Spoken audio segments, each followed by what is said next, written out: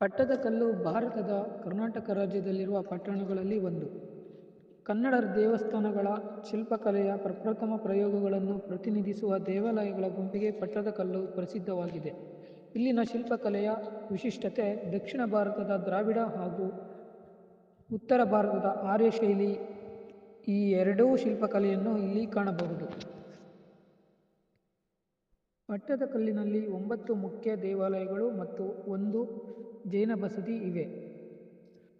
ಈ ಎಲ್ಲ ದೇವಾಲಯಗಳಲ್ಲಿ ಮುಖ್ಯವಾದುದು ಎಂದರೆ 7ನೇ ವಿಕ್ರಮಾದಿತ್ಯನ ಮಹಾರಾಣಿ ಲೋಕಮಹಾದೇವಿ ಕಟ್ಟಿಸಿರುವ ವಿರೂಪಾಕ್ಷ ದೇವಾಲಯ. ಈ ದೇವಾಲಯವನ್ನು ತನ್ನ ರಾಜ ಪಲ್ಲವರ ಮೇಲೆ ಸಾಧಿಸಿದ ವಿಜಯದ ನೆನಪಿಗಾಗಿ ಕಟ್ಟಿಸಲಾಗಿದೆ.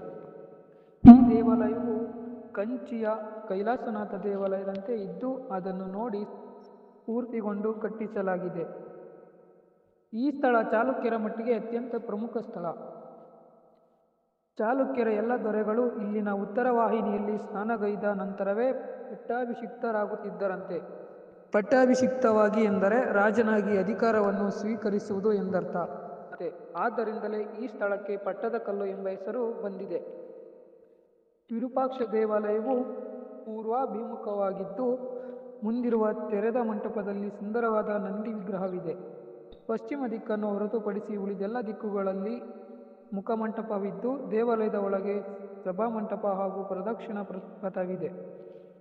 ಪಟ್ಟದಕಲ್ಲಿನ ಎಲ್ಲ ಸ್ಮಾರಕಗಳ ಗುಂಪನ್ನು ಯುನೆಸ್ಕೋ 1987ರಲ್ಲಿ ವಿಶ್ವ ಪರಂಪರೆಯ ತಾಣ ಎಂದು ಘೋಷಿಸಿದೆ. ಇದೇ ರೀತಿ ಹೆಚ್ಚಿನ ವಿಡಿಯೋಗಳಿಗಾಗಿ ನಮ್ಮ ಚಾನೆಲ್ ಅನ್ನು ಸಬ್ಸ್ಕ್ರೈಬ್ ಮಾಡಿಕೊಳ್ಳಿ.